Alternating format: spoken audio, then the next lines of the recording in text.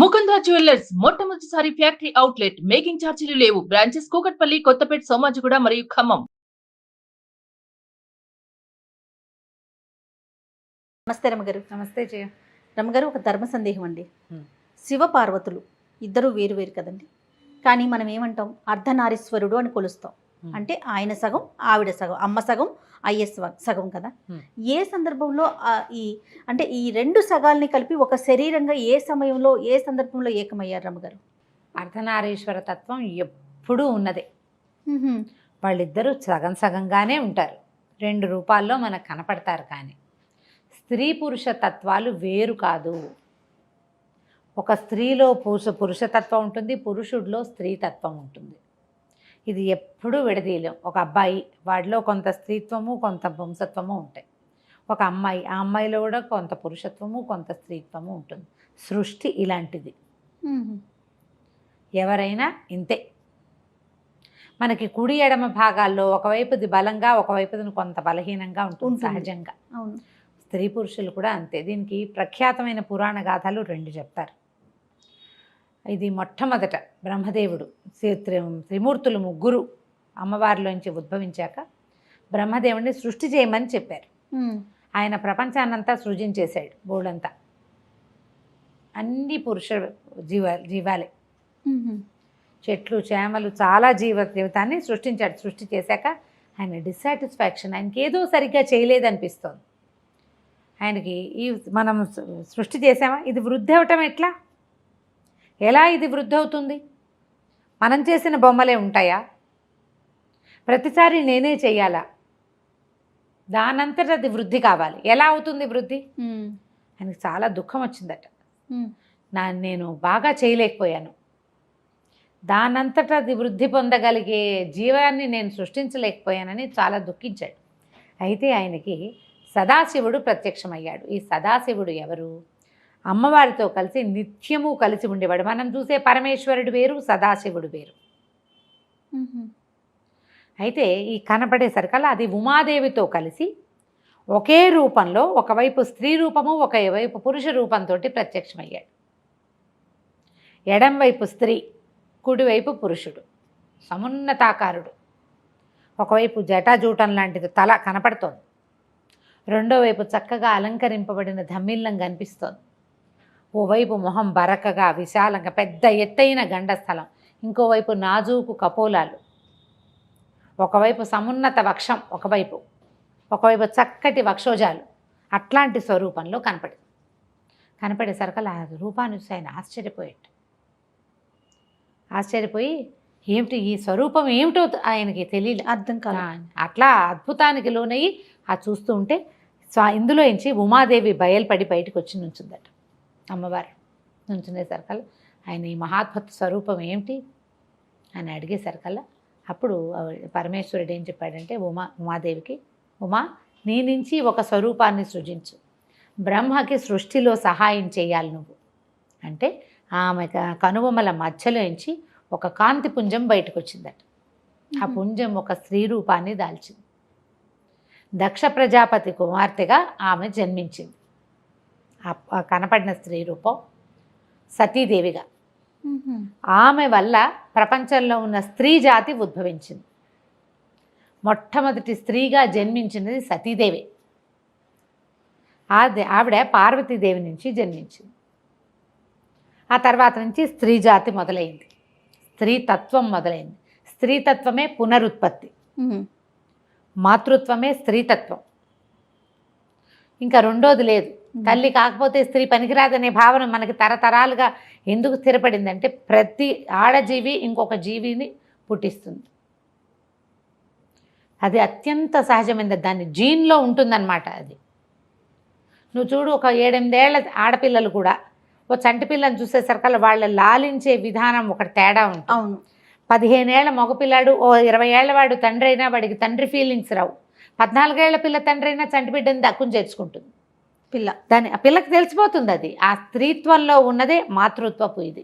దానికోసమే స్త్రీ జాతిని సృష్టించారు. తొలుత ఇట్లా ఉమాదేవి సహితంగా సదాశివుడు తీసుకున్న రూపం అర్ధనారీశ్వర స్వరూపం. స్త్రీ పురుషులు ఇద్దరూ సమానమే. అప్పటి నుంచే ఏదైనా నిర్ణయం తీసుకున్నా, ఏదైనా ఆలోచన చేసినా, ఒక సంసారం అని, ఒక సంతానం అని, ఏదైనా సరే స్త్రీ పురుషులు సమానంగా వ్యవహరించాలనే భావం దేవతలే మనకు తెలియజేశారు. మనం స్త్రీ కొంచెం సమానమని, అంత కాదని, స్త్రీని అణగదొక్కి ఉంచాలని, అవకాశం ఇస్తే ఆమె పెచ్చు పెరిగిపోతుందని, ఆదిశక్తిలాగా మీద పడుతుందని, ఇలాంటి భావాల్లోకి వెళ్ళిపోతారు. వెళ్ళి ఈ తెలివి కలిగిన జాతి అయినటువంటి స్త్రీని అణిచి ఉంచడానికి అలవాటు పడ్డారు. ఈ తత్వాన్ని మనకి భగవంతుడే తెలియజేశాడు. అయితే ఈ అర్ధనారీశ్వర తత్వానికి ఇంకొక కథ కూడా చెప్తారు, ఇది కూడా ప్రఖ్యాతమైంది. పరమేశ్వరుని దగ్గర ఉన్న కింకొరలలో ఒకడు భృంగి, నంది, శృంగి, భృంగి పేర్లు వింటుంటాడు. అవును. భృంగి మహాశివ భక్తుడు. అయితే నిత్యం తను పొద్దుటిపూట అంటే ఉదయకాలంలో స్వామికి ప్రదక్షిణ చేయాలని కోరుకునేవాడు. కోరుకుంటే అమ్మవారిని పక్కకి తప్పుకోమనేవాడు. అమ్మవారికి అయ్యవారికి ఇద్దరికి ప్రదక్షిణ చేసేవాడు కాదు. నువ్వు తప్పుకో, నేను ఆయనకే ప్రదక్షిణ చేస్తా, శివుడే నా పరమదైవం. అమ్మ శివుడిలో భాగం అనేది అతనికి ఒప్పుకునేవాడు కాదు. వాళ్ళిద్దరికీ అభేదం. అప్పటికి అర్ధనారీశ్వర తత్వం కనపడలేదు, వీళ్ళకి తెలీదు.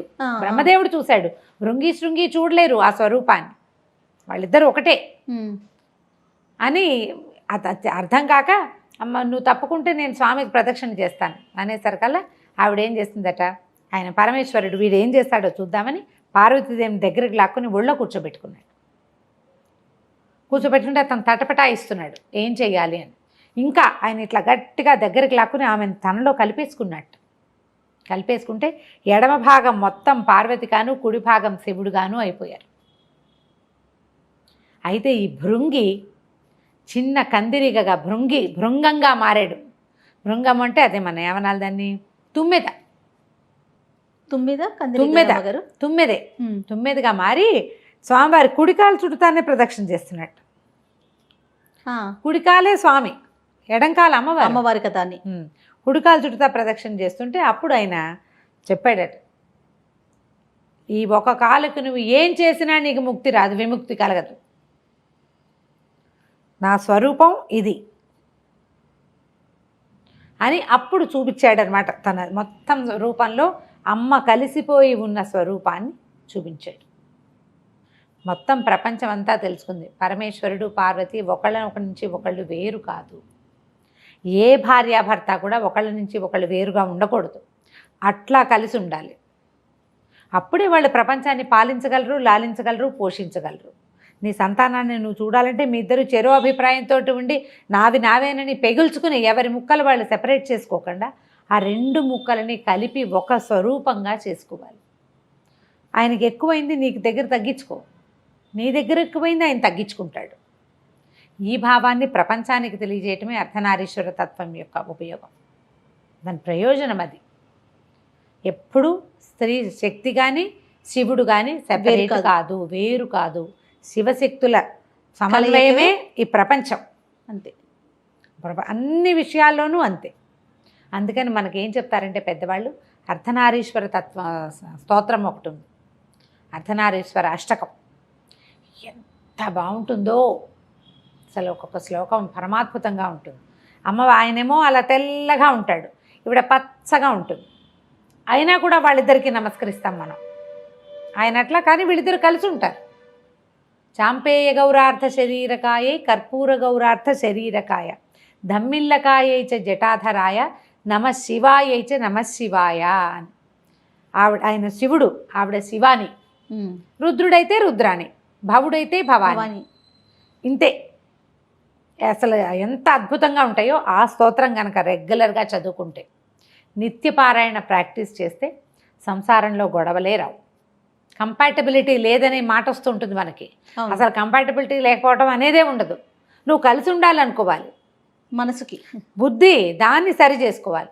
దాన్ని సరి చేసుకోవాలంటే రెండు వేరు తత్వాలకి ప్రతీకలైన శివశక్తులు రెండు ఎలా కలిసి ఉన్నారు వాళ్ళిద్దరూ అని ఆ స్తోత్రానికి అర్థం కనుక మనం అర్థం చేసుకున్నామా, ఆటోమేటిక్గా అర్థమవుతుంది మనకి ప్రపంచంలో సర్దుకోవటం ఎట్లా అని.